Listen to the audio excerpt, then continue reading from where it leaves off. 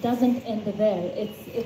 I think it's a metaphor, but not just a metaphor because it's also literal, but one that should stay with us and, in the years to come, forever, for the rest of our lives, make us think about the ways in which there are so many experiments that we are a part of, knowingly or otherwise. Right?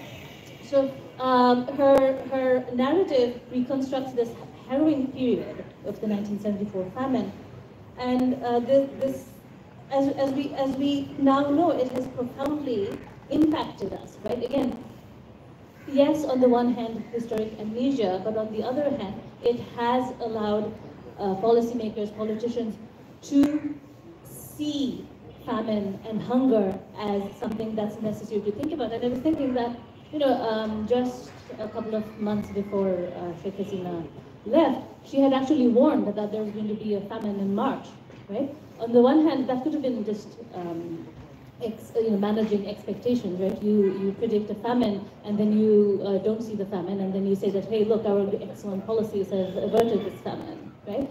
Or on the other hand, maybe there was a famine looming, right? Because things, as we now know, things have been really bad, right? We knew it was bad. We knew about the looting to a certain degree. We know that in the days before her departure, there was a bank run. We know the reserves were low. We knew that the dollar was rising. Unemployment was very high. Inflation was even more.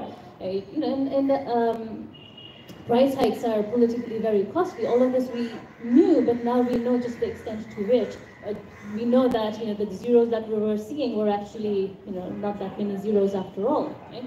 And so we recognize now again, cued in by her excellent analysis, how all of these things are politicized, right? How famine becomes a way to A, manage expectations, and B, just a strategic tool also, right? And so while convention accounts often, in her book, attribute the famine, the 1974 famine, solely to natural disasters, she shows us how that becomes a simplistic narrative, right? It's not simply about hoarding, right? There are systemic factors at play. She looks at the role of wartime devastation, the economic mismanagement of the Shadhin or newly independent government, and crucially, the calculated manipulation of food aid by international powers. The official death toll, 27,000, stands in stark contrast to the credible estimates marshaled by Hossain, suggesting a figure closer to 1.5 million. Imagine that, 1.5 million people dead, and we have forgotten that, right? And again, this is what historical amnesia does, and if it doesn't make you angry, then what would, right? I mean, these are the moments where we kind of need to sit down and again think about this, right? 1.5 million people died. Right? And here we are, as if it was just row in an Excel sheet or something. So this leads us to a particularly disturbing dimension of the famine, right? The geopolitics of starvation. Again, pause. Geopolitics of starvation. Think about how we talk about starvation these days. Right? She argues persuasively that the crisis was significantly exacerbated by the maneuverings of Cold War politics. The US, expressing its displeasure with Bangladesh's trade relations with Cuba, withheld vital food aid, effectively weaponizing food as a tool of foreign policy. So she has this section where she goes through the conversations between political leaders in the US, right? Henry Kissinger in conversation. And we know from these documents, and she writes, right, that the United States has done a very good job of documenting documenting its history, good, bad, or otherwise, right? Which is why we know this. And so that section where they're having this conversation about what's happening in Bangladesh, and we know that they knew months before, they knew there was a famine coming, right? And they did nothing about it, right? They just let it happen. And again, that's, and again, that's when you start to think about it in her metaphor. That is this not then experimentation with food aid, experimentation with starvation, experimenting on human subjects? Can starvation be a foreign policy tool? this a covert weapon of war. Again, how can you not be angry when you know these kinds of things, right? That rage is part of the academic endeavor here. So this cynical act lays bare the often sordid underbelly of international aid, revealing its potential to be deployed as an instrument of political coercion. The famine therefore became an arena for geopolitical maneuvering, with the fledgling nation of Bangladesh instead in the crosshairs of superpower rivalry. The vulnerability of a state still grappling with the trauma of a brutal liberation war was ruthlessly exploited for political gain, providing a chilling illustration of how humanitarian crises can be manipulated to serve geopolitical objectives. A country that the West deems insignificant, might I add, like Hossain writes, important only when there is economic growth, when it's a successful case for experimentation. Now we know a lot of this, right? There's a whole body of literature on foreign aid and its effectiveness and strategic use of aid and humanitarian crises and so on. But this is 1974 and we already knew this, right? From this case, we already knew about how international aid is used strategically. So the 1974 famine and its aftermath solidified Bangladesh's image as the international arena as a basket case, a nation perpetually reliant on external assistance. This perception, as Hossain contends, facilitates the country's transformation into what she aptly terms the aid lab. And here, it is crucial to understand that the aid lab is not merely a clever metaphor, like I was saying. It reflects a tangible reality. Bangladesh became a testing ground for a multitude of development experiments, ranging from implants for birth control and family planning, the Green Revolution's high-yield variety seeds, to the proliferation of microfinance institutions, the exponential growth of NGOs, focusing on poverty alleviation and social development. Indeed, many of the most successful NGOs, those that gained international recognition and shaped the development landscape, did not just theorize about change. They established actual laboratories and research centers within Bangladesh. These were spaces where new ideas were piloted, tested, and refined. BRAC, for instance, has its extensive research and evaluation division constantly analyzing the impact of its program. Not anymore, she says. Grameen Bank similarly engaged in rigorous research to refine its microcredit model. I mean, we can critique all of these research programs and the biases and so on, but I think the argument is that this served as an actual laboratory, right? Here are these new ideas that we are generating hypotheses, testing these hypotheses and seeing how these work, right? Because these experiments generated data, informed the policy, shaped the global discourse on development, and the world learned from Bangladesh. Some of these experiments were successful, thank God, but I think the question also is, what of the ethics involved of sovereignty? Why did these experiments, these interventions take root in many ways, succeed in Bangladesh is the question, right? Particularly in the realm of poverty reduction, and I think that's one of these questions that she's answering. And I don't know, I don't think she actually reaches a conclusion. But why Bangladesh? What is it about Bangladesh that makes it such an attractive site, right? So here, what she does do is offer this broad historical perspective, right? Suggesting a crucial factor that there was this post-liberation social contract. The trauma of the war, followed by the horrors of famine, created a powerful political imperative for the state to prevent future subsistence crises. A fundamental, albeit often unspoken agreement emerged between the state and its citizens. A contract of domination, yes, but one that crucially guaranteed a basic level of food security and social welfare. This imperative to avoid another crisis was further complicated by what she terms a broken patriarchal bargain in the aftermath of the Liberation War. The widespread wartime rapes, widowhood, and abandonment of women by their families and communities created a social crisis of unprecedented proportions. This widespread trauma, the societal rupture, forced the state to confront the women question much earlier and with greater urgency than it might have otherwise been.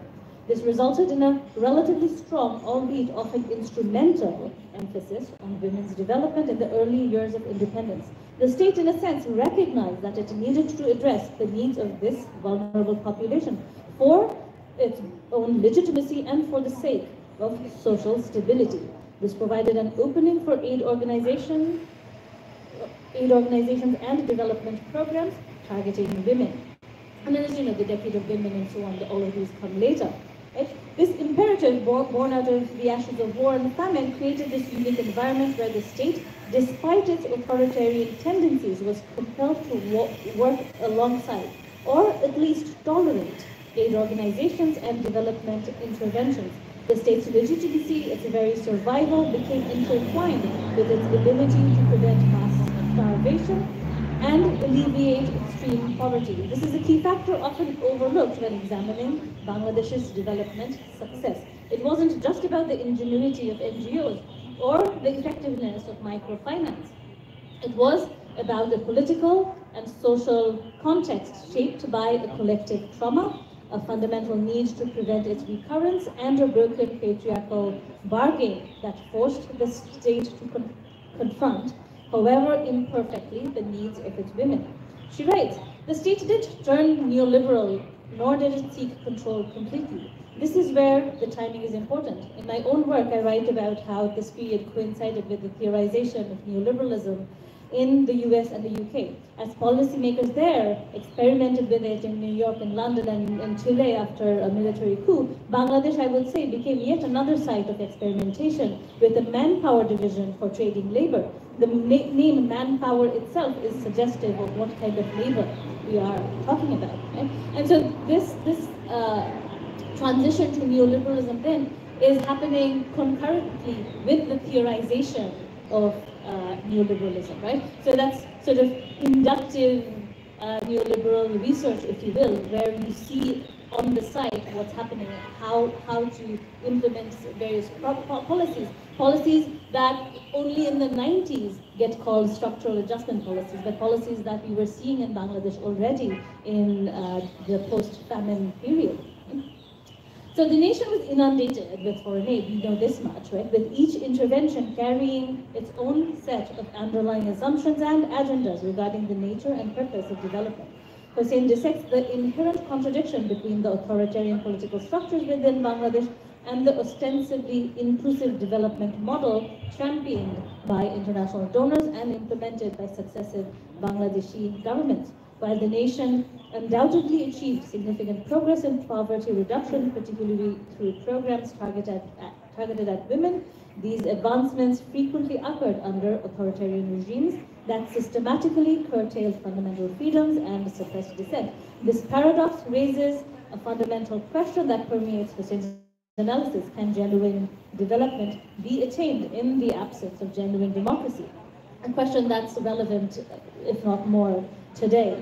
Hossain's work strongly suggests that the inclusive development model, when implemented within the framework of authoritarian governance, can be subverted into a mechanism for regime legitimation and social control rather than a catalyst for genuine empowerment. It becomes a performance of progress rather than its substance. Furthermore, the Aid Lab offers a trenchant critique of the self-perpetuating nature of the aid industry itself. She posits that the narrative of Bangladesh as a development success story, notwithstanding its persistent democratic deficits, serves to justify the continued influx of foreign aid. This narrative, frequently propagated by international organizations and donor countries, tends to obscure the complex realities on the ground and overlooks the inherent limitations of a development paradigm that prioritizes economic growth at the expense of political freedoms. It also often fails to acknowledge the ways in which aid can be enmeshed with local power structures, thereby reinforcing it rather than mitigating existing inequalities. There is an undeniable tendency to focus on quantifiable outputs rather than addressing the systemic issues that perpetuate poverty and inequality. And this, I would say, is yet another moment where you sort of need to pause and think and reflect, right? What actually is happening in these moments. A crucial component of Bangladesh's development narrative revolves around the focus on gender and development. The broken patriarchal bargain of the post-liberation period created a unique opening for this focus. She examines how the programs directed at women, particularly in domains such as microfinance and garment sector employment, have been hailed as instruments of empowerment. However, she also meticulously highlights the limitations of these interventions. arguing that they frequently place the onus of poverty alleviation on women without fundamentally challenging entrenched patriarchal structures or adequately addressing the pervasive issue of labor exploitation. The emphasis on women's economic participation, while undoubtedly important, can inadvertently reinforce existing gender roles and expectations and thereby create new forms of vulnerability that leads to stagnation and not growth. So the Aid Lab is far more than a critique of development interventions in Bangladesh. It's a clarion call for a more critical and nuanced understanding of the aid industry, its underlying motivations, and its multifaceted impact. And again, I want to just draw attention to a section of the book where she writes about Jeffrey Sachs' work on garments workers, right? And how he writes about these women who've escaped peasantry to lead these fulfilling lives. But what fulfilling life, right? Where is progress there, right? That's the critique in this section. So I think I'm taking up too much time. I'm going to end here. Again, to maybe just hat tip a few questions with regards to the U.S. role in Bangladesh and an important but strategically located country. Why is Bangladesh important? And is it only because of these experimentations? The other thing I want to point out is the sort of immunity that we have to disaster and disaster news. And I think her account where she writes about John Pilger's account of the famine, I think that's still true, more so maybe now than then, where we've gotten so used to stories of poverty, of famine, of war, that we are in this sort of zombie mode. And maybe the work of these kinds of panels is to sort of come out of these modes. Okay, thank you.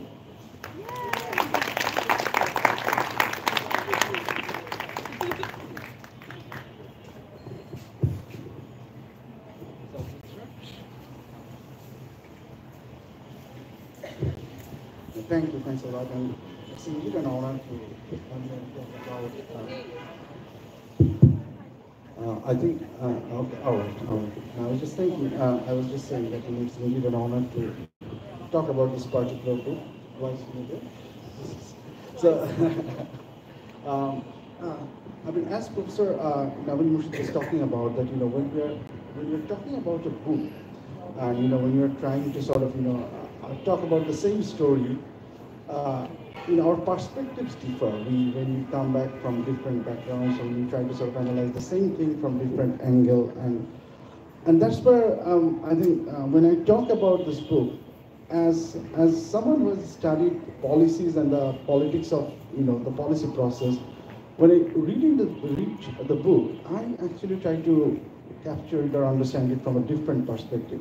For me, the book is an interesting take on one specific dimension. For instance, when we talk about the policies of Bangladesh, when we talk about different policies, there are a lot of policies that has not necessarily remained stable. If you look into the local government policies, if you look into the education policies, if you look into the women development policies, every government after coming into power tried to sort of add something new or change that particular policy, and develop and design program from their own perspective. So we know about that there are those differences, there are those arbitrary changes whenever the government comes into power.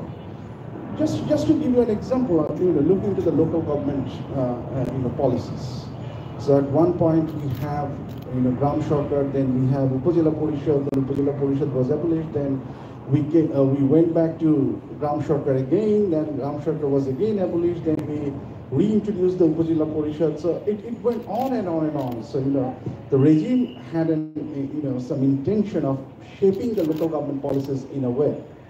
So within that kind of things, when the policies really remain unstable, if you look into the food policies, if you look into the food security policies, if you look into the social safety net programs, this is an area where things have remained relatively stable.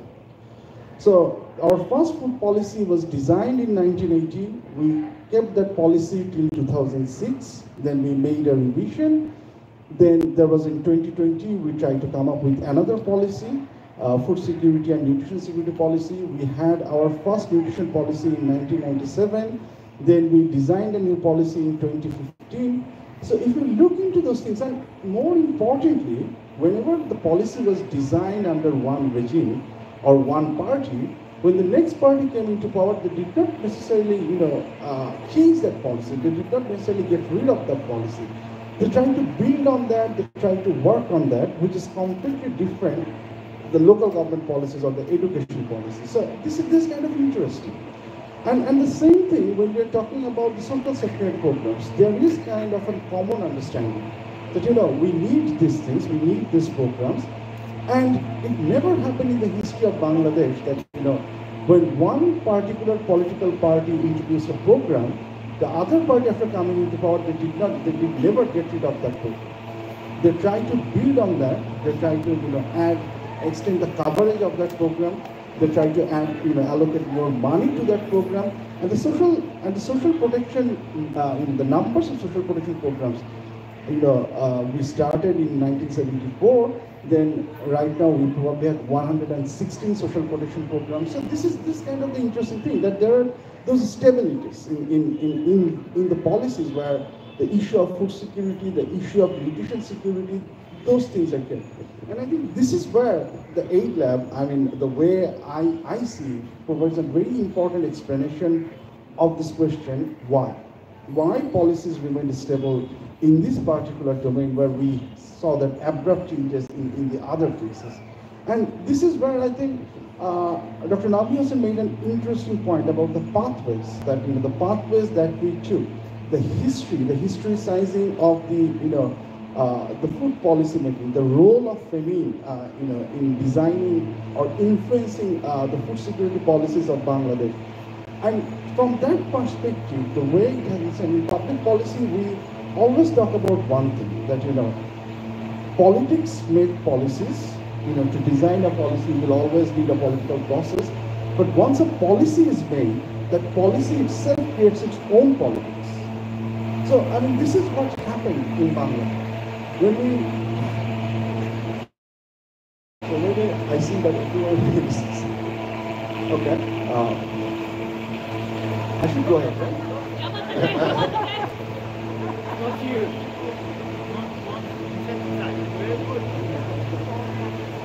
Yeah, but they're going to kill us in the process.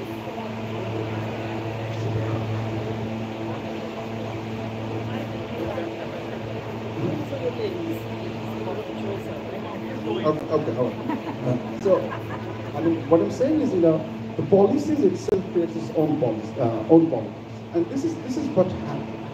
When we talk about the 1974 famine, one of the things that back in 2007 and 8, when we were doing a study on, there was the food riot, and we are trying to understand why there wasn't any food riot in Bangladesh in 2007-8 when, price of rice globally was, going up. There were riots in different parts of the world. Bangladesh was one exception. And when we are talking to the policymakers, we have seen that they actually tried to react very quickly. They tried to sort of design G2G, government-to-government programs, try to import rice from Vietnam and other countries to try to deal with the market stability. And when we are asking the policymakers that why the government was trying to act so strongly about that, one of the answers that we get again and again is the memory of the famine. When we talk about that, we forget about the famine. That's kind of from our collective memory probably. That's kind of, we don't want to talk about this in an explicit manner. But when we look into the policy domain, the 1974 famine has a significant impact, at least implicitly, on the policy making level. Every government since 1975, which, after the assassination of Bangabandhu Sheikh Mujibur Rahman, whenever the new government came, the issue of food security, the issue that you need to provide food, you need to actually take care of the people so that they don't necessarily die in starvation, that remained an important part of the politics and of the policy issue. So that has created an impact. And we found that in 2008, and Naomi has already talked about that, in that book, that impact is there. So this has that significant effect on them. And more importantly, what the books talk about, that it creates a new sense of legitimacy argument. We often talked about the performance legitimacy. The regime essentially needs to legitimize its rule to stay in power. I think one of the things that happened, and Dr. Naomi Hossain's book talked about that due to the 1974 famine, the then government, which was hugely popular when it came into power in 1972 and 1973, lost its legitimacy. And it completely became apparent that the government was not necessarily doing a good job. So when that legitimacy was lost, so the sense of that legitimacy that you need to respond to people's demand. But I think one of the problems that we had, that particular sense of legitimacy emerged at a time when we had an authoritarian government in our country. So as a result of that, the problem I feel that, that happened as a result of that when we talk about legitimacy, theoretically we talk about two different types of legitimacy, input-oriented legitimacy and output-oriented legitimacy. When we talk about input-oriented legitimacy, we talk about having an election, having a democratic process, and through that, as long as you participate in the process, you get elected by the people, and that gives you the legitimacy. The output-oriented legitimacy says that to stay in power, you need to perform. You need to satisfy what people want. The most important thing is in case of in most cases, and what is acceptable, that this should not be mutually exclusive. One should not replace another. You need both. You need input-oriented legitimacy and output-oriented legitimacy. But the fact that this particular sense of performance legitimacy emerged during an authoritarian period, I think that also had some sort of historical impact on our mind, that you can actually forget about input-oriented legitimacy. You can forget about democratic legitimacy. You can just simply try to provide goods and services to the people, and as long as you can provide that, as long as people remain happy with the outcome, okay, you are legitimate. And I think the extreme role of that we have seen in the last 1 decade, when the performance legitimacy argument was pushed again and again, when the argument that we can have development at the expense of democracy, we can have development without democracy, we see a clear reflection on that.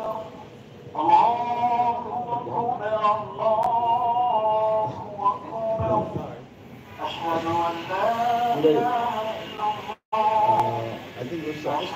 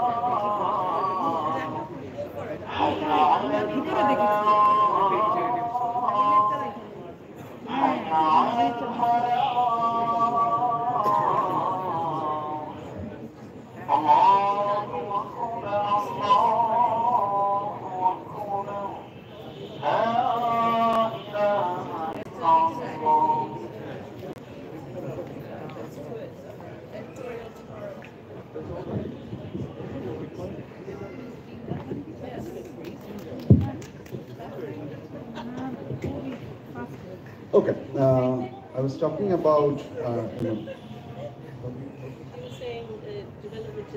all right. The growth of that, the significance of that output-oriented legitimacy, and that it should be the main demand of output-oriented legitimacy. I think essentially when it emerged in the post-1974 period, it had two clear impacts. At one end, it created a sense of elite consensus that Dr. Naomi Hossain was talking about, that to stay in power, the ruling elite need to take care of the poor, to make sure that they are fed up. And the second thing is, and the other thing, that to establish an aid lab.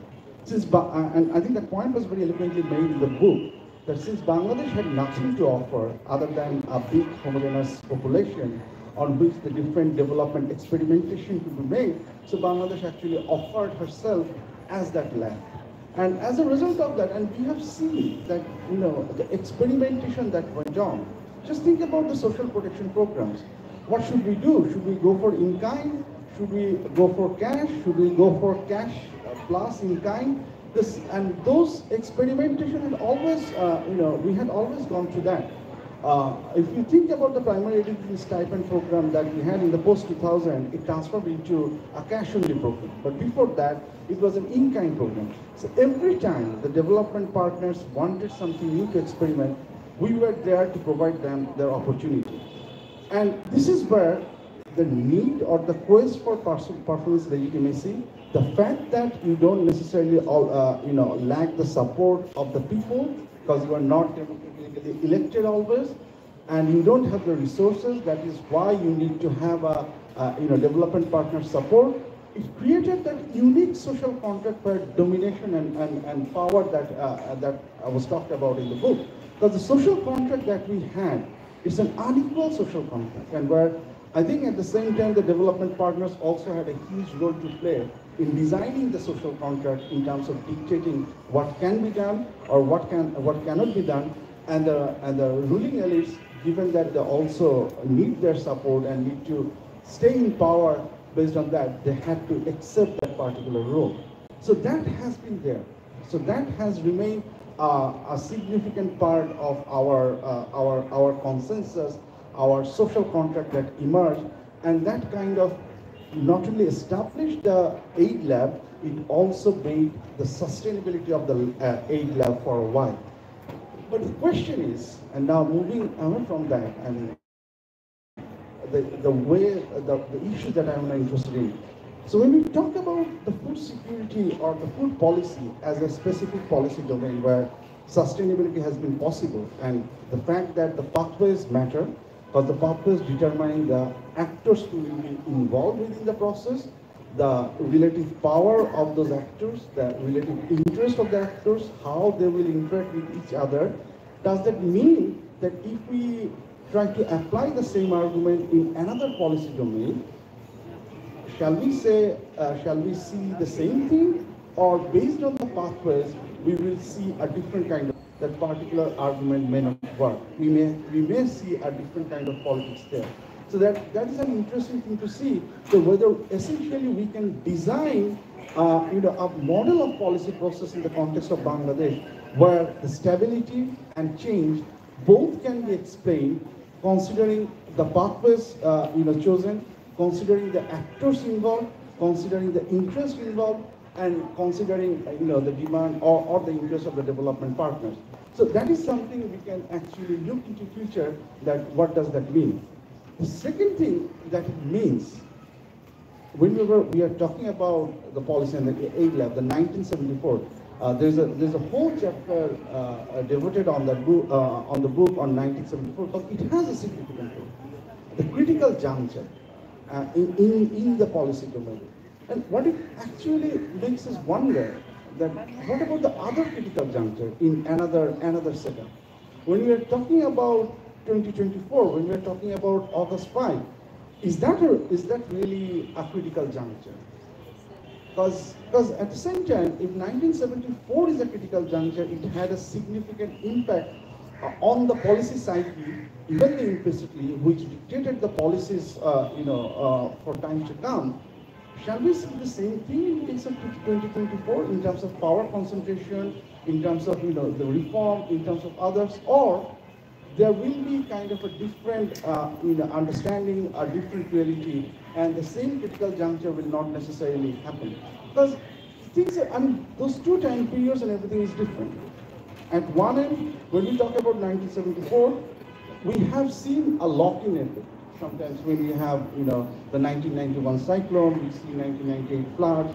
Every time those incidents happen, it created the demand that, to legitimize, you need to focus on the poor, and from the supply side, it has always that, reminder is there that you have to respond to that. Will that same logic work in the political domain, that, you have to free the country?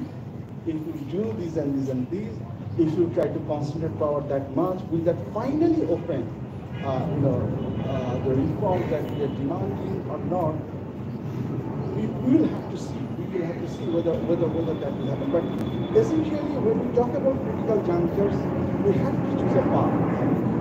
In 1974, in the post-1974, in that domain, we have chosen a path. We have, developed our understanding. We have designed our actions in light of that. It's time. It's probably the time has come to consider whether we do the same thing in 2024.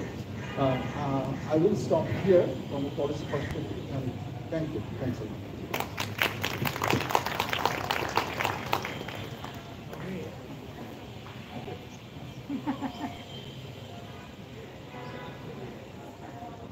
Is this on? Yes. Okay. Thank you. Hi.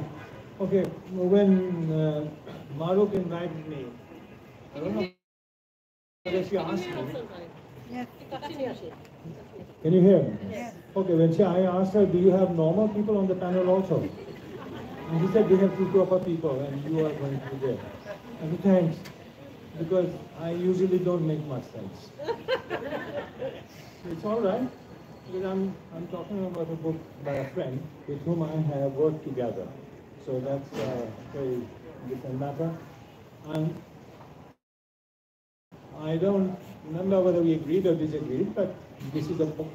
We disagreed also on many issues. But let me take the first one in congrats because this book is so well read. I mean, I read this book even when I checked the scripts. 75 scripts. And this was, as I said, provoking my students to discuss colonialism from a positive angle. And what do you think 75 of them did? Which is the greatest tutor in this world? ChatGPT. So when you read 75 scripts, which reads the same exactly, your state of mind is in a very interesting. But anyway, thank you for the book. Thank you for discussing the famine. And for someone who has been at that time, I was there when the famine was on, I've seen people die. And I also remember, I thought that I mentioned this. I wrote a novel, and it's called Pimps Do Not Write Greek Tragedies, and basically on the famine. And it was accepted by a London publisher, but this London publisher later, the agent left. But this is not the point. The point was I submitted it to UPL also. And guess who did not want it? Good old UPL. So you have many layers and levels of this. But going on specifically to 1974. Naomi, generally, because I'm familiar with her work, does see bigger points in history as big pushers. I don't. I see history as a process. So for me, the failure of 1974 and 1971 or 69 or those goes back as part of a longer process that continues. And that is very important. But as you got pointed out, it has had a very profound effect on policy making. And definitely, there's no question about it. I remember in 1976, my father was then a member of the Planning Commission, and they had a discussion that what they were going to do is to prevent a recurrence of the famine. So obviously it was unknown. But the point he made, the performance-based legitimacy is very important in Bangladesh. You do not have any other forms of legitimacy. Why? The book, as well as the speakers, all speak of a single Bangladesh. Just like we all speak of a single liberation war, my area of work. We did not have a single war. There were many wars going on at the same time. And this is something we find difficult to accept because our holy grail is the state. We assume the state not just to be supreme, we assume the state is the only provider of legitimacy. When increasingly in Bangladesh, the state is at its weakest probably. And I don't know when 75% of the economy is informal, this 25% of economy is where most of the thing is what we are talking about, good governance and bad governance. Then you realize that we are looking at situations where people are saying, okay, the minority matters. Now enrichment by the minority, democracy, etc. are great issues. And And obviously it stems from the fact that people have a role to play. Do politicians really think they have a role to play? Do politicians really think service is what's allowed them to come? In a country like Bangladesh, which had 7 regime changes, all were done by the military. People do not take to the street and change governments. It has not happened. And I say it makes people uncomfortable because that article of mine, published in a very proper newspaper, New Age, was blocked. I don't know who blocked it, but it was blocked for about 2 months. So I think we need to accept the fact that Bangladesh, there is no such thing, no, there is a Bangladesh, and just like in 71, there were several layers. And each layer agrees with another layer to be part of it.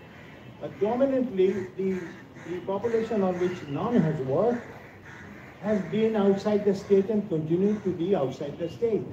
I'm giving one example. In 2005, I was commissioned by a very major donor agency to find out how many people wanted to vote. And so I'm a proper professional researcher. I'm a professor. A professional means somebody who gets paid to do this kind of thing. So I asked people and I sent out my people. And guess how many people wanted democracy? How many people wanted vote, for that matter? 21%. They didn't have faith in the system. They don't have faith in the system even now. The point is this. Who stopped that report from becoming public? The very people who you can be seen on television saying we need democracy, we need voting. Because why? Because then, I'll not mention the agency, they can't give the money to a country which does not want to vote. This is the vote money. So you can see the upper class policy making have their own state, and the rest of the people have another state, and they discuss, they negotiate, but they are not the same. Now, in the last 2 years, I don't know whether you've been involved with that project or not in the ITV, which is changing villages. And I think changing villages is very significant because you see none of the national and urban institutions really have any impact on the villages. Villages are run largely by themselves. And so what is politics? I asked them, what is politics? He said politics means people are bringing money during the elections. So the commercialization of or economization of governance is a very important thing. You do something because you get paid. If you are not paid, you are not going to work for anyone. And so that is why you have a situation where people don't need, but you want local governments. You want local government, what are they going to do with local governments? Now, why do they need the local governments? For 2 reasons. They need certificates. So, what are the call for certificates? One is early marriage. Now, as a consultant, I know where you to get the money. You want to make easy money without any kinds of argument, go for early marriage childhood prevention projects. Because everyone gives money, and everyone knows it doesn't work. And so, That's not so true anymore. everyone knows it doesn't work. Protibaad koru. Go look up the data. I'm saying you have a 13-year-old, you have a 13-year-old daughter and you want to marry her off. What do?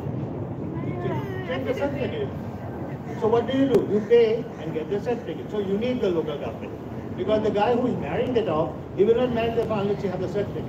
The other thing you need for migration. Now, here is the data. Labor market, 75 million. What is the total expat labor market? It's 25 million. And they earn more than everyone else. The total income of the expat labor market is equivalent to the rest of the labor market. Do they need Bangladesh's national economy? No. If a family of 5 were 25 million, you have 125 million people who do not depend on your national economy. They don't need you. So you want them to vote for you as a democracy so that you can come to the government and steal their money? They are not interested.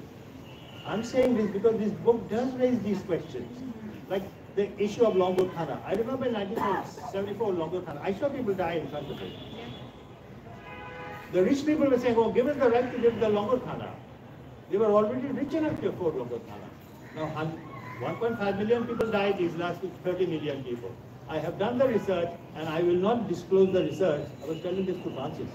I'm not going to disclose the research before my death because I'll get into trouble with both. But the point is this. The point is we play with numbers because to us that's the only significance. Now legitimacy.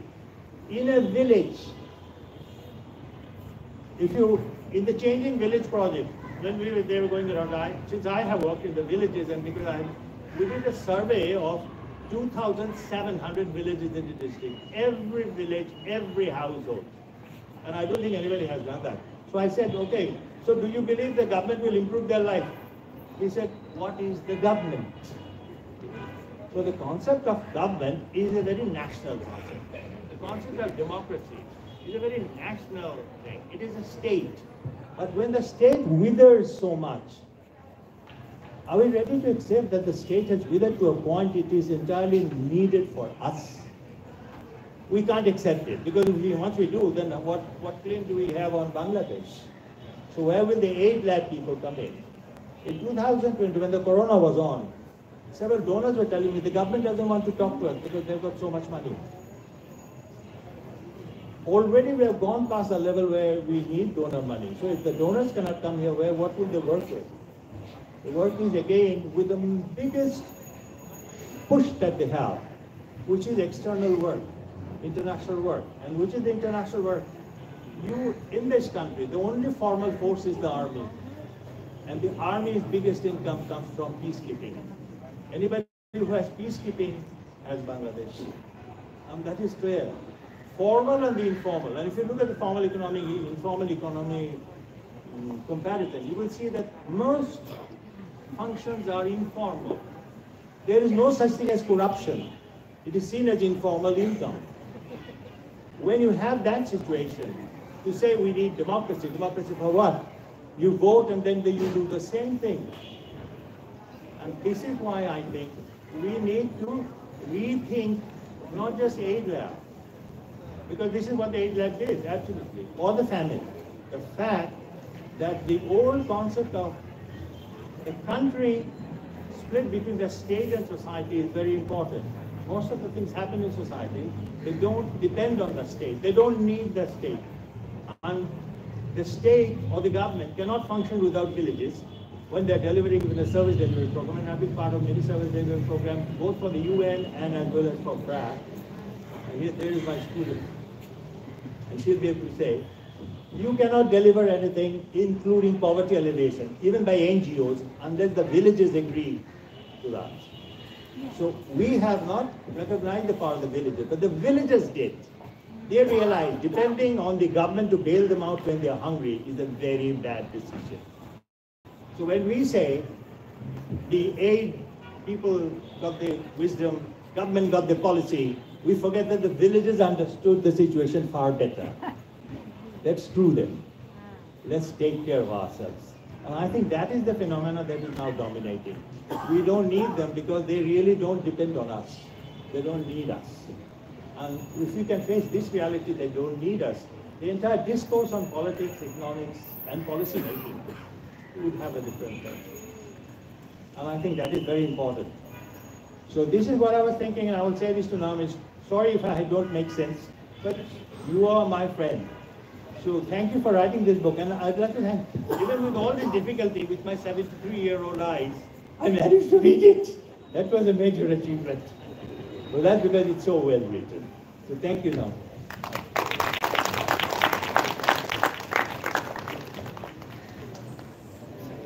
So this is working. It is working. Yes, thank you. So it's my turn. And I've been waiting 8 years for this, so, bear with me a little bit. First, I really need to say an enormous thank you to Maru. Where's Maru? I'm here. Maru. Hi, Maru. And to your wonderful UPL team, who produced just a really beautiful book. Much nicer, I must say, than the Oxford University Press edition, and also a fraction of the price. And I wanted also to thank Mohammed Fazla Rafi Faqih, who let us use his amazing image from the Mirage series, the award-winning Mirage series, which I think speaks volumes, if I may, about the nature of the development project in Bangladesh. Also to thank these rather fabulous participants here. What a lineup! It was really wonderful to get some of my favourite people favourite scholars to come and speak. And I was thinking today, Maruk, about your father, who published at UPL my first book 20 years ago. And it's hard to believe, but 20 years ago I was both young and undercompetent as a researcher, and he was very, very kind and very, very supportive. And so I'm delighted that UPL has been able to publish this book for me now. It's an academic book. You'll have heard Naveen, you'll have heard Shahan, you'll have heard Afsan Bhai talking academically at you. And it is very much a book that tries to explain what we often call the Bangladesh paradox, why Bangladesh adopted the relatively inclusive, relatively is important, relatively inclusive, relatively pro-poor, relatively pro-women development model that it did. And the experimental nature of those policies that I think Shahan in particular picked up on. I was very struck by what Naveen had to say about rage and difficult and tricky moment. And Afsan Bhai, your points about, actually who owns the state, who makes up the state, yes. And I'm as guilty as anyone of thinking the state's actually a real, there's a lot of sensitivities about it. It's about the famine of 1974. And those of you who know or remember, looking at your faces, the lack of grey hair in the audience, not many people remember, or you look a lot younger than that, frankly. Well, I was in my 12, 13 years. Okay, really? Yeah. You look younger than that even. But most of us don't remember. Most of us won't remember, won't know. In fact, I come across a lot of young people who've never even heard of it. But it was a book that was considered to be highly sensitive. At least one publisher turned it down on the grounds that after the 2018 election, there was no way they were going to publish a book about the famine. It's sensitive because it took place on the watch of the first Awami League government. When I was writing this book, when it was first published, Sheikh Hasina was Prime Minister. She was Prime Minister until about 15 minutes ago. And the famine took place on the watch of her father, after which, as we know, Honorable Sheikh Mujib was brutally murdered with all of his family. So it's a very controversial, very sensitive topic. I think one thing I think is really important to note is that this famine took place 1,000 days, not very long at all, after the Liberation War. So you had this kind of cross-class alliance, you had the rich and poor fighting together for a liberated Bangladesh, and then 1,000 days later, the poor, the landless labourers, the people who, were carpenters and fisherfolk and so on, were dying in their hundreds of thousands, and the middle classes were not dying. They were having some hardship too, but they were not dying, and that was largely because food aid in those days mostly went to the middle classes. It didn't go to the poor, the rural poor in particular. So we don't talk about this famine. It's the 50th anniversary. It was the 50th anniversary of the Declaration of Famine last September. Okay, September was, not really a time to be thinking about other stuff perhaps. But we never talk about it. There's no memorials, there's no, as far as I know, there's nothing in any museum about it. We don't have any commemorations, the government didn't say anything. I always talk about Zainul Abidin. There's some much greater experts than I am about Zainul Abidin. I have a book here which has actually been eaten by woodworms, unfortunately, but I'm going to share this around. Somebody can come and take this from me. There are 2 bookmarked places where you'll see images that Zainul Abidin made of 2 famines. 1943, which many of you will be familiar with, those very famous sketches, which caused a great scandal in the British Empire at the time. But also one of 1974. I've been told reliably that there were more than one, but there are not many. He was the national artist in 1974, and it's very clear from the art that he produced that he was absolutely horrified at what had happened. But we don't talk about it, there are no films, there is exactly one novel that I'm aware of. And when that novel came out, it's called The Black Coat by Naomi Hossain. When that novel came out, all of the Bangladeshi novels written in English usually made their way to the Litfest, Dhaka Litfest. Not The Black Coat. Black Coat was not invited to Litfest. Black Coat was not really reviewed. I think maybe one newspaper reviewed it. Nobody talked about it. It wasn't on sale anywhere. So we don't talk about it, and I think that it's not just because the Awami League feels sensitive about it. I think there's a kind of a class guilt. I think there's a kind of shame about it. I think there's a feeling that, we fought together in the war and then they starved. I have a friend, he's old enough to remember the famine, and he said to me one time, they died because we lived, because we ate. And that was how it worked. It was a quid pro quo. So I think it's something that's not just sensitive and shameful for the Awami League, it's sensitive and shameful for us as a nation. I should tell you also, my mother was Irish, our mother was Irish, and I first heard about famine as a kid. We saw these images of kids in the Irish famine. I was absolutely horrified, aged about 6, to know that this could happen to people. And then my father's from Rongpur, which is the epicenter of the famine. So I think I was very struck by these horrors. And this is the reasons really I pursued this topic for a long time. But people were very, very reluctant to talk about it. I still haven't got round to doing the kind of oral history work we need to do to really know about that. But after the famine, everyone else has said it so well, I don't need to say it. Everything changed in Bangladesh. It really was a turning point, even if we don't talk about it, even if it is a trauma. In Ireland, it took them 100 years after their huge famines to start to talk and write about it. So we're only 50 years out. Now I think is the time. Really, I wrote this book. It is an academic book. It's a book about development, about the politics of development. But really, I really wanted the young generation to know about famine. There's a lot of people who say you don't know about it, and you have some slightly warped ideas. They're increasingly partisan and politicized in a way that, it was politicized in one way before August the 5th, and now it's being politicized in another way. I really think it's time for this young generation to study these issues, to go and do those oral histories, to make the films. I see there's somebody over here who's making a film about 1974, a documentary. I'm absolutely delighted. Yeah, we need to help you get some funding for that. And it's absolutely the time. If you're a professor, get your students on the topic. If you're a policymaker, maybe reflect on why it matters.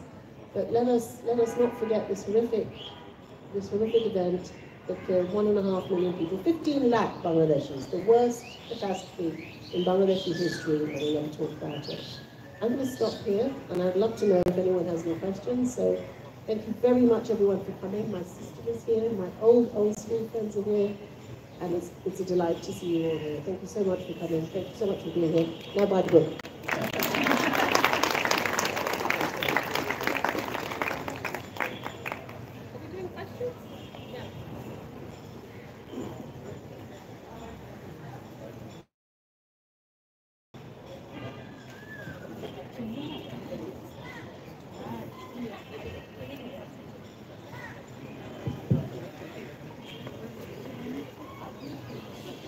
Hi.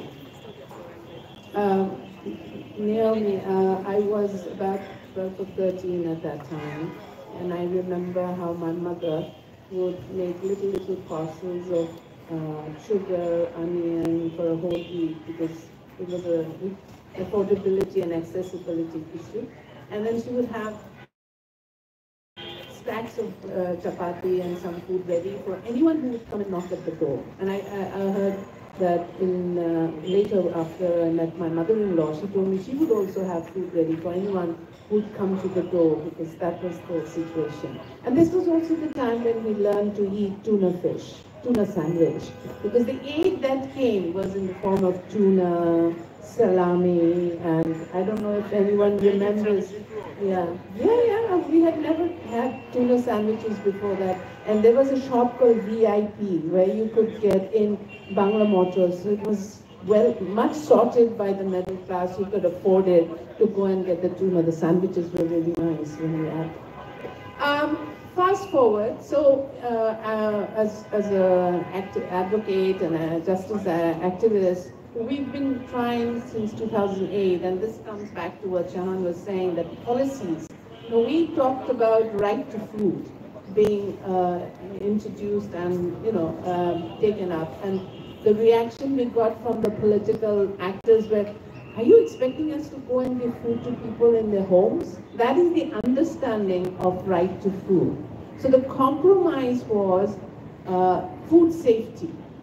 when we were doing the policy advocacy, the compromise, and why were we doing the policy advocacy? Because we were working in the villages, we were working in Lalmonirhat, Rangpur, Gaibanda, and we had protests and we did events, Monga Hatao. You know, that area knows Monga Hatao, and every NGO has been there. It took us it was only 10 years ago that it has gone down, but there's still seasonal famine. Sorry? No.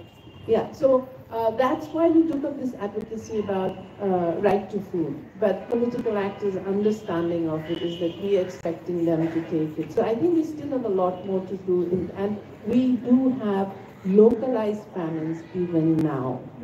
You know, maybe Rangpur, Lalmonirhat and Gaibanda has graduated, but you will find in the Chores, you will find in different parts of Sylhet and other areas where there's localized.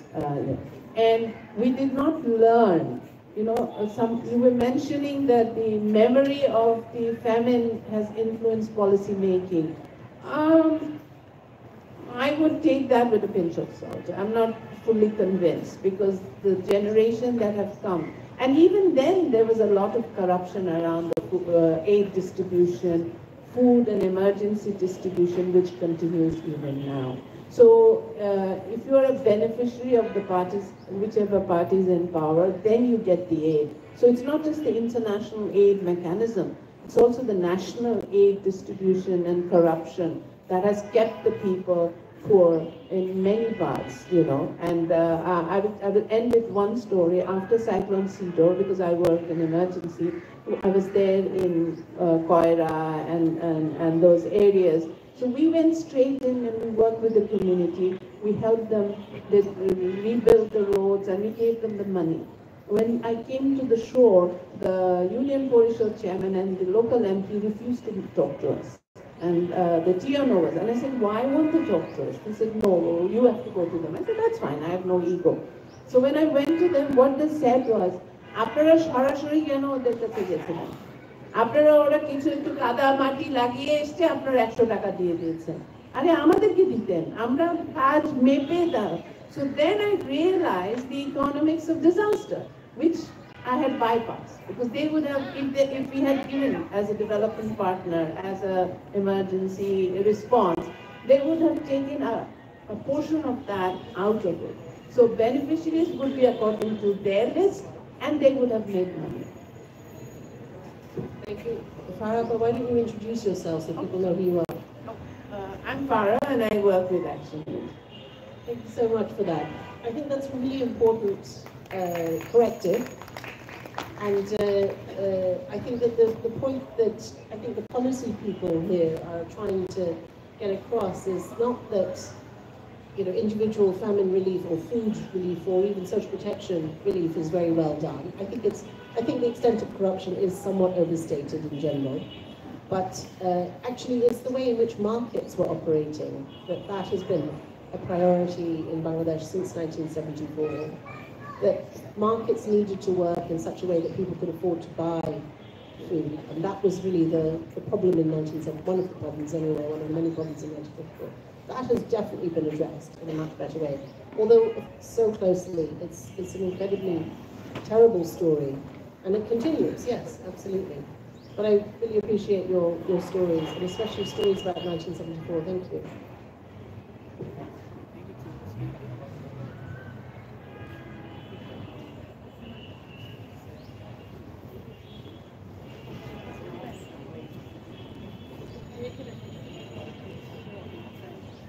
Greetings everyone, I am Protno, I am from Youth Policy Forum and University of Dhaka. And so I listened to your speaking, and I have observed that our history is very dreadful. We had a very brutal past. We had famines, wars, violence, political struggles, and every single thing. And we also had a long-term authoritarian leadership in this country, which was actually benefited the elites. And now that we're trying to establish a democracy, which is slowly seeing a rise of far-right populism, and we're not seeing that the economic growth is happening right now. Because we're seeing a lot of economic issues, rise in food prices and many other prices, which is actually harming the poor people and the middle class people. So what do you think about the future? What's going to happen in the future? Do you think that there could be a famine, there could be more political violence and more struggle ahead? Or will we actually prosper more if democracy comes back to our country? Thank you. Rutna, thank you very much for this very good question. I think we can predict anything except the future, isn't that correct? I think it's highly unlikely that we will have a famine. On the other hand, it is extremely likely, in fact, the facts show definitively, that chronic for other countries necessarily. If your people are hungry, your days in power are numbered. I'm going to give this to Shahan now to answer. You want to say something about this? Shahan doesn't want to say anything. Maybe option, sir. Political violence, by the way. Political violence breeds political violence. It's a chance for me to say what I think should happen now. We really need to have some kind of peace and justice, reconciliation process in Bangladesh. We cannot keep we cannot keep using political violence to have things the way we want, whether it's democracy or otherwise. It just creates that kind of trauma, that kind of rage again and again. And we have to get out of that cycle. So I think a painful but necessary process of peace, justice, reconciliation of some kind, I'm really hoping for. I see no signs of it yet. Thank you for your question. There's some back there. Yes, ma'am. There's one there and there's one there.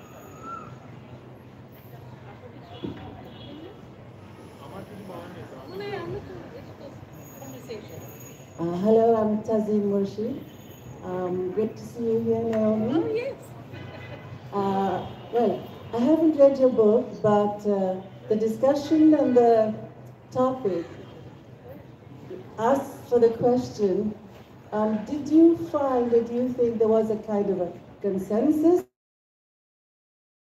or an agreement or an understanding that Bangladesh be a kind of an aid lab? As somebody was saying, Bangladesh offered itself, I doubt it, but what is your thought about it? Just to make one point, my mother was Minister for Social Welfare at the time, and one of the things she found was that things were happening that she did not know about, including with fertility and that sort of treatment. Okay? The North plant. North plant. The North plant. Oh, yes, North plant. I mean, as for, was there Yeah. some kind of deliberate strategy to turn Bangladesh into a site for experimentation? No, definitely not. But Bangladesh was very poor and very weak, and people came along with various offers. You know, we say in anthropology, I briefly studied anthropology, they say that the worst thing, in fact, you can have is a free gift, is charity, because it empowers the donor and it disempowers the recipient. Bangladesh, in the early 70s at least, you know, we were very critical of our old friend Henry Kissinger, but, you know, in the early 70s, Bangladesh was a bit of a basket case. Things were really bad, and it made it very easy for people to come along with different kinds of projects and different kinds of policies, and it made it very difficult for government and others to decline. So we had things like Norplant, which was a contraceptive implant which Americans tested on the bodies of Bangladeshi women, and which was banned in the US under the FDA, the Federal Drug Administration, because it was too dangerous. These are the kinds of things. People have forgotten, I think now, the arsenic poisoning. Bangladesh is the site of an experiment with groundwater. Bangladesh is also the place with the largest mass poisoning incident in world history. Millions of people live with arsenic poisoning in Bangladesh, and the ways in which the donors who implemented that project have not been held accountable is frankly quite shocking. So it's not that Bangladesh had many choices many of the experiments were more positive than that, you say. But there were many that were really unethical and really, really bad. Anyone wants to take this up? Yeah, you do. Okay, this was about arsenic poisoning because I was involved in that. The point was... Not the poisoning. Sorry? I hope not. You were not involved with the poisoning. No, I was not involved with the poisoning, but I was involved with the program of providing safe water. So they made a calculation, I remember. But I had already left by then because I was then an activist trying to say don't drink this water. But you see, you never had control over your development policies. It's as simple as that. The formal sector is run by somebody else. And that's why, providing safe water, you did not want to clean up your surface water. You did not. So it was much easier to go down below in the water without recognizing that your water comes from the mountains of West Bengal, which has got very high level of arsenic. Now, any idiot would know it if they had studied it, if there had been one single meta river plan. They didn't. So obviously you had poisoning. Now, I remember both UNICEF and World Bank telling me that, look, we save more lives from diarrhea by safe drinking water, and then the life potentially could be lost by arsenic poisoning. And that was it, and after some time, it was forgotten. I have a story too. Let's have a story too. I have a story about this too, about this arsenic poisoning. So as a precocious 18-year-old, I actually had written about this in the Daily Star. And they were very good about it. They published it. And then the next day, the UNICEF sent an angry letter, as a result of which there was a rejoinder saying that, their rejoinder and Daily Star apology for writing sensational articles. So that's my story.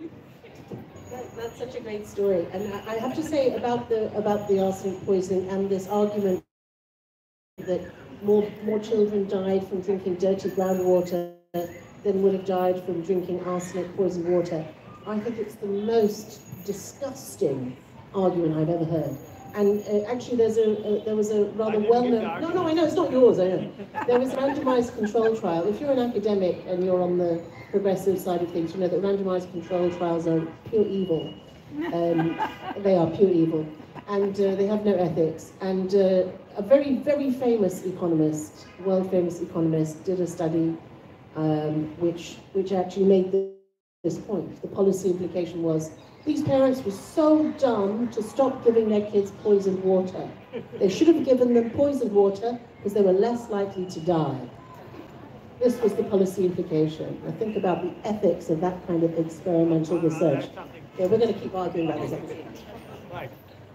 I remember the group I was working with, it was, Safe Water Group.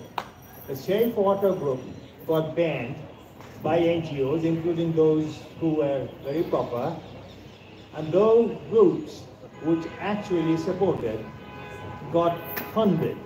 This includes, and I keep remembering this all the time, all the people who are now in the forefront of the fight for democracy. They all got World Bank consultancies.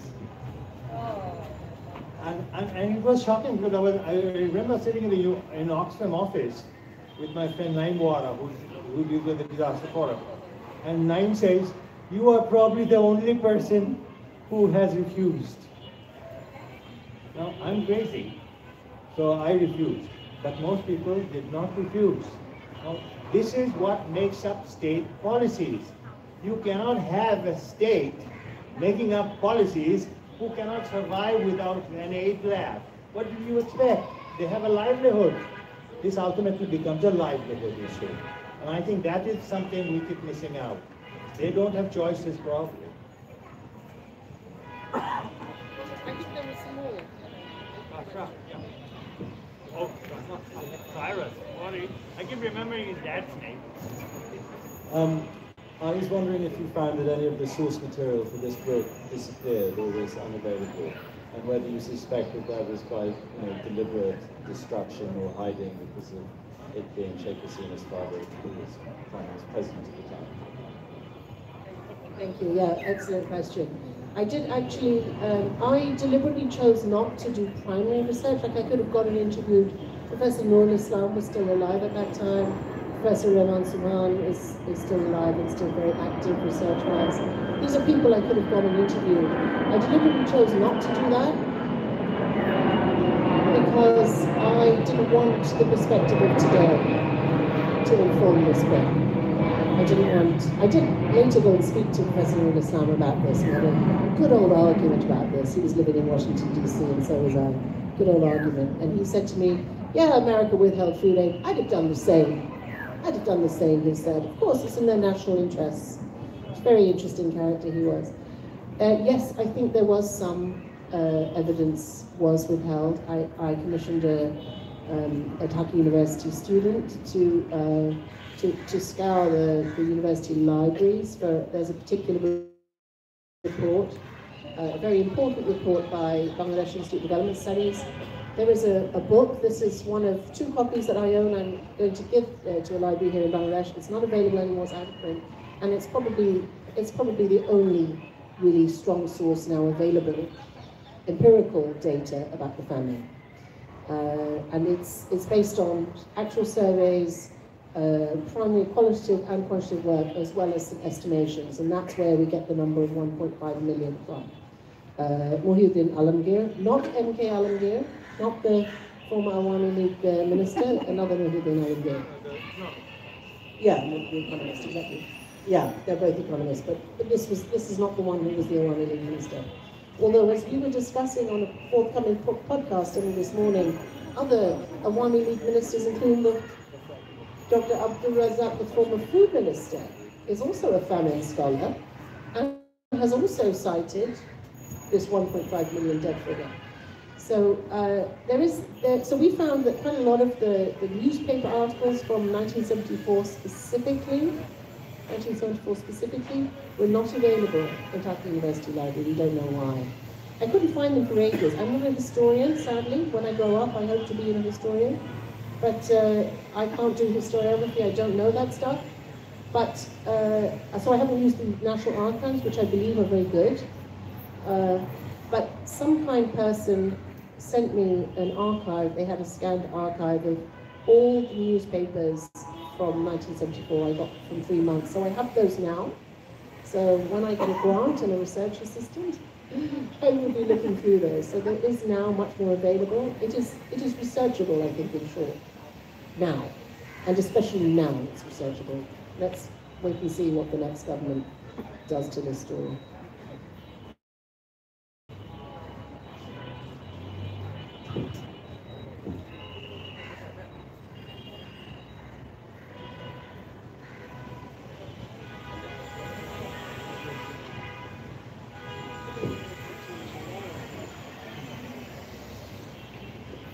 Everyone wants their shingaras, don't they?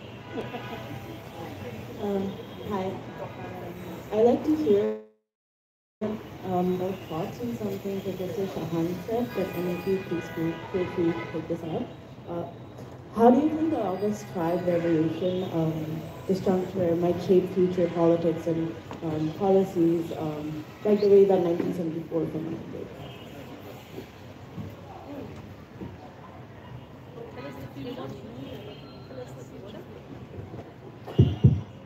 Well, the short answer is I don't know.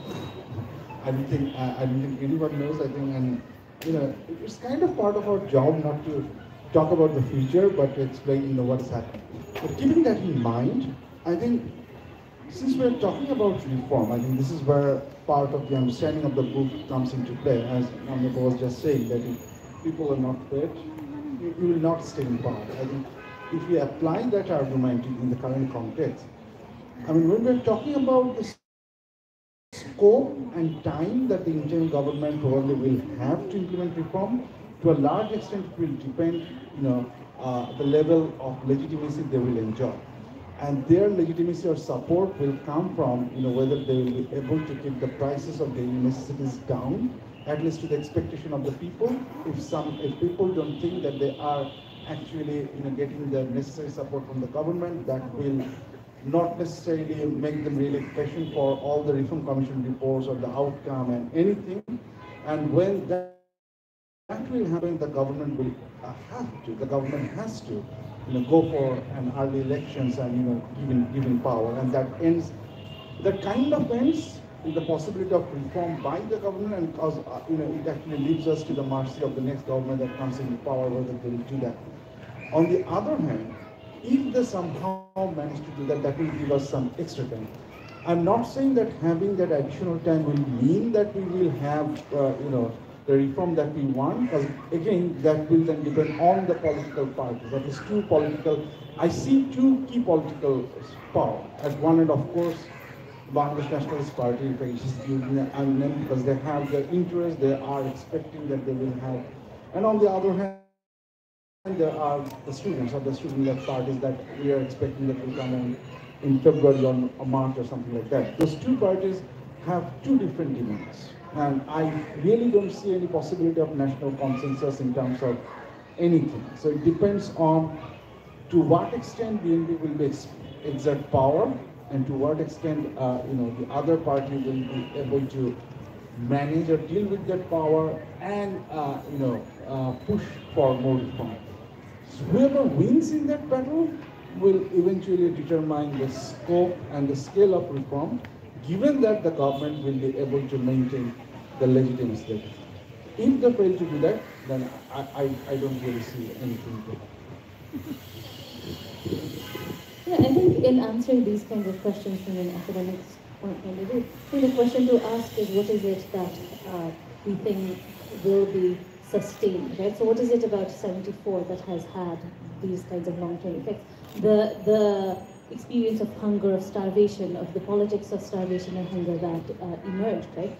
So in that sense, prediction in this realm would also have to do with critical impacts, right? To what degree can we hold the state, no matter which political party and so on, to what degree can we hold the state accountable? How can we prevent the state from killing its people with impunity? And I think that's the critical question. And in that regard, I think the questions about state power is important. The questions about police reform is important. Today we're talking about constitutional reform more, but it's, I think, important to note that the uprising was not necessarily about what's in the constitution. It was about the government killing its people, right? So it's reforms on those grounds. I think in successive periods, that will be a concern. How is it that we can prevent the government from killing people? But there's a concern, right, that we are a country with a history of political violence. We've seen this happen again and again. But at this scale, well, look at the famine, right? 15 lakh people, and there were these kinds of changes. So maybe that's a positive thing, right? So in terms of political violence, this kind of violence wasn't seen during the democracy movement in the 90s. Right? But we see that now. So in moving forward, I think the optimistic view is that we would see an attempt to constrain state behavior and its use of lethal force.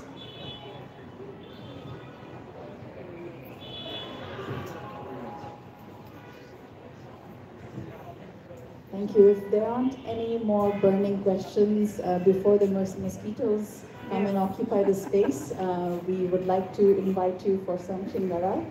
And unless there are burning questions, is there any? Shingara is taking priority. Okay. Thank you once again. Thank you to our wonderful panelists. I'm very grateful again to